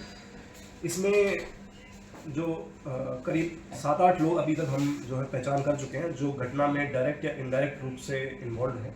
काफ़ी टेक्निकल जो एविडेंसेस हैं वो कलेक्ट किए, साथ में सीसीटीवी फुटेज भी कलेक्ट किए और विभिन्न स्थानों पर जो है जैसे जैसे जानकारी हमारे पास इसमें आती गई, विभिन्न स्थानों पर सीकर, खाटू श्याम, वृंदावन, फतेहाबाद, आगरा और राजस्थान, यूपी के विभिन्न अन्य स्थानों पर टीम्स के द्वारा दबिश की गई और इसमें जो 4 मुलजिमान हैं, जिसका नाम एक बंटी खान जो कि रहने वाला फतेहाबाद जिला आगरा, एक तेज सिंह जो कि थाना बसी अरेला जिला आगरा, एक गुड्डू ठाकुर जो कि खंदौली जिला आगरा और एक रंजिता यादव जो कि आगरा यूपी की रहने वाली है। इनके द्वारा पूरा घटनाक्रम जो है वो कारित किया गया।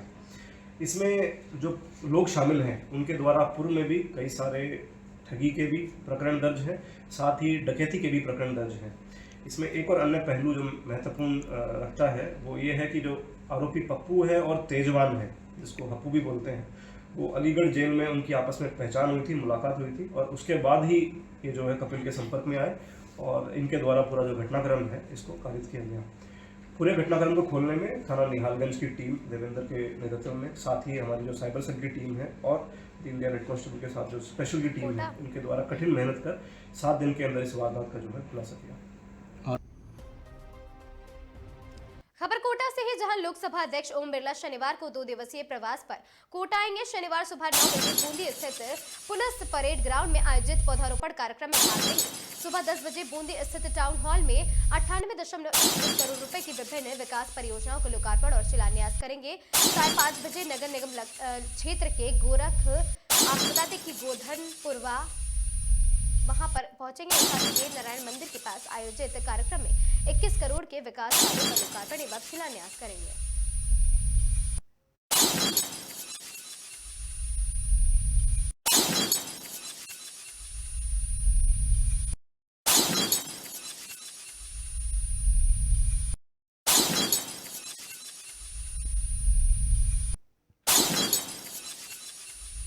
खबर जोधपुर से है, जहां माता कथान थाना पुलिस द्वारा अवैध बजरी परिवहन के खिलाफ की जा रही कार्रवाई के दौरान एक बिना नंबर का डंपर पुलिस की नाकाबंदी तोड़कर फरार हो गया और पुलिस के अनुसार डंपर चालक ने पीछा कर रही पुलिस की सरकारी बोलेरो को डंपर से कुचलने का प्रयास किया और साथ ही साथ आरोप है कि डंपर को भागने में मदद करने के लिए स्विफ्ट कार और साथ ही ब्रेजा कार सवार लोगों ने पुलिस वाहन का रास्ता भी रोका है। पुलिस के अनुसार गुरुवार सुबह करीब 9 बजे सारण नगर पुलिया पर नाकाबंदी के दौरान 2 खाली डंपरों को रोककर जांच की गई है और दोनों डंपरों में बजरी नहीं मिली है, लेकिन चालक के पास वाहन संबंधी दस्तावेज नहीं होने पर एमवी एक्ट के तहत चालान किया गया है। हेडक्वार्टर द्वारा अवैध बजरी खिलाफ अभियान चलाया जा रहा था। तो इसी दरमियान दिनांक 7/8/26 को प्रातः मॉर्निंग के अंदर नाकाबंदी की जा रही थी। नाकाबंदी के दौरान एक अवैध बजरी से भरा डंपर जो है वो आया और उसके बैरिकेड्स को टक्कर मार करके और निकल गया। इस दरमियान उसका पीछा किया गया। चेतक और मोबाइल और चाबी की सहायता से मैंने स्वयं ने उसका पीछा किया। डंपर बहुत तेज गति से लापरवाही चला रहा था और सरकारी गाड़ी को भी उसे टक्कर मारने की कोशिश की, क्षतिग्रस्त करने का प्रयास किया। इसी दरमियान डंपर और सरकारी गाड़ी के बीच में एक ब्रेजा गाड़ी लेकर के आया एक शख्स। उसका ब्रेजा गाड़ी महेंद्र विष्णु ब्रेजा गाड़ी लेकर के आया। उसके बीच में अवरोध डालने का प्रयास किया और इसने अपने एक अन्य साथी को स्विफ्ट कार, जो जिसका नाम रवि विष्णु है, स्विफ्ट कार लेकर के बुलाया। इन दोनों ने सरकारी गाड़ी और डंपर के बीच में अपनी गाड़ियाँ लगा दी, जिससे कि डंपर को सड़क पर बजरी खाली करने का टाइम मिल गया। इसके बाद ये भाग गए। जाब्ते के साथ पीछा किया गया तो ये महेंद्र विष्णु जो है अपनी ब्रेजा गाड़ी के साथ मौके पर पकड़ा गया।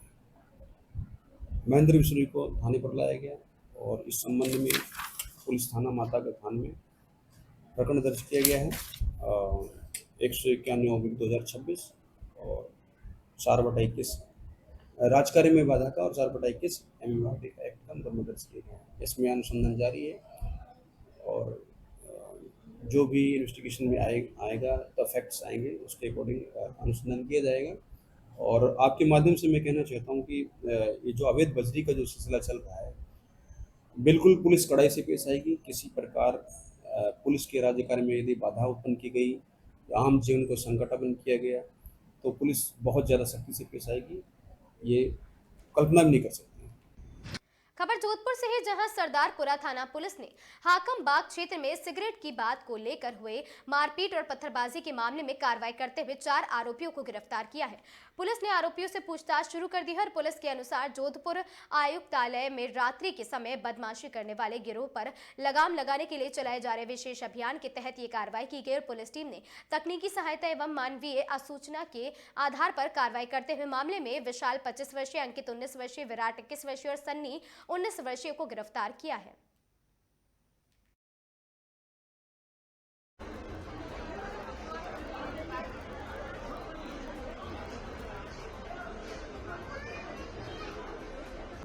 जो ये घटना हुई है जालूगेट के अंदर सिगरेट का मामले के बारे में, ये ऐसा है कि परसों शाम को रात में 5-6 युवक आके एक दुकानदार से सिगरेट मांगते हैं, नशा शराब में थे और वह मारपीट हुई है। उसके साथ मारपीट होने के बाद पत्थर फेंके गए हैं। इस मामले को लेके थाने पे प्रकरण दर्ज हुआ। प्रकरण दर्ज होने के बाद में हमने जो सम्मान पुलिस कमिश्नर साहब और हमारे डीसीपी साहब वेस्ट मैडम कमल शेखावत जी के नेतृत्व में अपराधियों में भय और आमजन विश्वास को कायम रखते हुए तुरंत है जो उसकी सघन तलाशी करके और आसपास के फुटेज देख के इन लड़कों को दस्तयाब करके और मारपीट करने वाले 4 युवकों को हमने गिरफ्तार किया है, ताकि भविष्य में इस तरह की वारदात नहीं हो। ये हाकम बाग के आसपास की घटना है। Okay sir. खबर जोधपुर से है, जहां राजस्थान प्रदेश कांग्रेस कमेटी ओबीसी विभाग के चेयरमैन, आपको बता दें कि हर्षराय यादव के निर्देशानुसार जोधपुर शहर जिला कांग्रेस कमेटी ओबीसी विभाग की अति आवश्यक बैठक कांग्रेस कार्यालय में आयोजित हुई है। बैठक में आगामी नगर निकाय चुनावों को लेकर संगठन की तैयारी और साथ ही ओबीसी समाज के राजनीतिक प्रतिनिधित्व तथा बोर्ड स्तर पर संगठन को मजबूत करने सहित विभिन्न मुद्दों पर विस्तार से चर्चा की और साथ ही बैठक को संबोधित करते हुए ओबीसी जिलाध्यक्ष नरेंद्र शर्मा ने बताया है कि आगामी नगर निकाय चुनावों की घोषणा जल्द ही होने की संभावना है। साथ ही उन्होंने ओबीसी राजनीतिक प्रतिनिधित्व आयोग की सर्वे रिपोर्ट को लेकर राजस्थान सरकार पर सवाल उठाते हुए कहा कि आयोग 2.5 वर्ष में सर्वे का काम पूरा करा सकता है। और साथ ही शर्मा ने कहा है कि सरकार द्वारा रिपोर्ट आने से पहले भी ओबीसी को 21% आरक्षण देने की बात कही गई है। की तरफ से मीटिंग का आयोजन हुआ, जिसमें आगामी नगर निगम चुनाव 2026 को देखते हुए रणनीति तय की गई। उसमें आने वाले जो निगम के इलेक्शन है, ज्यादा से ज्यादा ओबीसी विभाग जो आने वाली जातियां हैं, मूल ओबीसी है, उनको ज्यादा से ज्यादा जिम्मेदारी दे सके और उनको जोड़ सके, इसके लिए एक मीटिंग की गई और मंत्रणा हुई, एक रूपरेखा तैयार की गई। बीजेपी की जो सरकार है वो शुरू से ही ओबीसी विरोधी है। 2.5 साल से वो ओबीसी रिपोर्ट आयोग की जो रिपोर्ट है वो पेश नहीं कर सकी, लेकिन 15 दिन में उसने आनंद फानंद में ओबीसी की रिपोर्ट पेश कर दी। मैं ये कहना चाहता हूँ, अगर आपने सही तरीके से ओबीसी की रिपोर्ट की है तो सार्वजनिक की जाए, जो अभी तक उन्होंने सार्वजनिक नहीं की है। और आने वाले नगर निगम के चुनाव में कांग्रेस एकजुट है और ओबीसी विभाग कमेटी बनी हुई नरेंद्र जी शर्मा अध्यक्ष जी के नेतृत्व में हम वार्ड में जाएंगे और हर एक ओबीसी वर्ग के जो परिवार है उनको कांग्रेस की नीतियों और विचारधाराओं से जोड़ेंगे और कांग्रेस को वोट देके जिता के और निगम का बोर्ड जोधपुर में कांग्रेस का बने, इसके लिए वार्ड जाने की रणनीति तय की गई है माननीय अध्यक्ष नरेंद्र जी शर्मा के नेतृत्व में। धन्यवाद। आज राजस्थान में नगर निकाय और पंचायती राज के चुनाव का बिगुल बज चुका है। चारों तरफ हमारे कांग्रेस पार्टी के जुझारू कार्यकर्ता और पदाधिकारी इस पूरे अभियान में लग चुके हैं। जैसा कि आप सभी को मालूम है कि सर्वे रिपोर्ट अभी 5 तारीख को पेश कर दी है मदन लाल भाटी जी ने। ये आनन फानन में जो लोग 2.5 साल तक आयोग बनने के बाद में जो हमारे ओबीसी प्रतिनिधित्व राजनीतिक आयोग बना, वो 2.5 साल तक तो नींद लेते रहे, लेकिन आनन फानन में 13 दिनों में उन्होंने सर्वे रिपोर्ट को पेश भी कर दी जो सरकार चाहती थी। हालांकि ये सुप्रीम कोर्ट का ऑर्डर था, उस वजह से इन्होंने मजबूरन, क्योंकि इलेक्शन करवाने जरूरी है तो उन्होंने मजबूरन ये काम किया।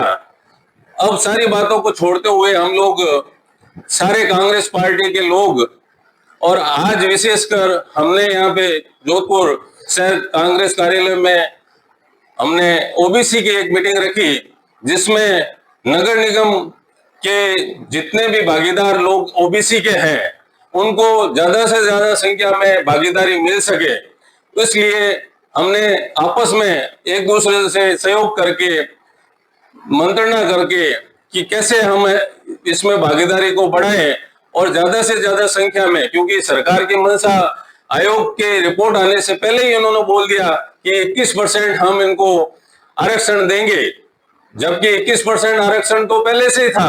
तो ये सारा करोड़ों रुपए का जो खर्चा हुआ है वो खर्चा जाया है और उनकी राजस्थान सरकार की मंशा के अनुरूप ही काम हुआ है। हम चाहते हैं कि ओबीसी वर्ग को ज्यादा से ज्यादा, क्योंकि 50 से 60% इनकी मंशा एक और रही कि इन्होंने 40% ओबीसी जो परसेंटेज निकाला, जो भी सरासर गलत है, वो आज की तारीख में अगर लिया जाए सामाजिक संगठनों के आधार पर जो 55% 60% के लगभग है, उसी आधार पे हम सरकार से भी, क्योंकि अभी लॉटरी सिस्टम निकलने वाला है, 12 या 13 तारीख को बोल रहे हैं कि लॉटरी सिस्टम निकलेगा, उस आधार पे हर वार्ड से किसको क्या मिलता है, ओबीसी को, SC ST और जनरल कैटेगरी और माइनॉरिटी को, तो उस आधार के ऊपर हमारी जो भागीदारी है, हमने आज मीटिंग में ये तय किया है कि हम सारे कांग्रेस जन एकजुट हैं, हमारे आपस में कोई भी मतभेद नहीं है। हम ये चाहते हैं कि सरकार में नहीं है फिर भी पार्टी हमें हमारा हक दे, जो राहुल गांधी जी आज शुरू से बोलते आ रहे हैं कि जिसकी जितनी भागीदारी उसकी उतनी हिस्सेदारी, हमें हमारा हक चाहिए, हम किसी से भीख नहीं मांग रहे हैं। तो ओबीसी का जो हक है वो हमें मिलना चाहिए। यही आज हमने मेन हमारी मीटिंग में ये प्रस्ताव रखा है कि ज्यादा से ज्यादा संख्या में हम लोगों को जो वार्ड वाइज हमारे ओबीसी वर्ग को ज्यादा से ज्यादा संख्या में महत्व मिले। स्टार मुक्केबाज अरुंधति चौधरी के घर पहुंचे बिरला। कॉमनवेल्थ गेम्स में स्वर्ण पदक जीतने पर दी बधाई। अरुंधति और उनके परिवार को दी शुभकामनाएं। अरुंधति की सफलता बेटियों और युवाओं के लिए प्रेरणा स्रोत है, बिरला ने कहा। देश और कोटा बूंदी का नाम रोशन करने के लिए अरुंधति को किया गया प्रोत्साहित। इस दौरान ऊर्जा मंत्री हीरा लाल नागर भी उपस्थित रहे।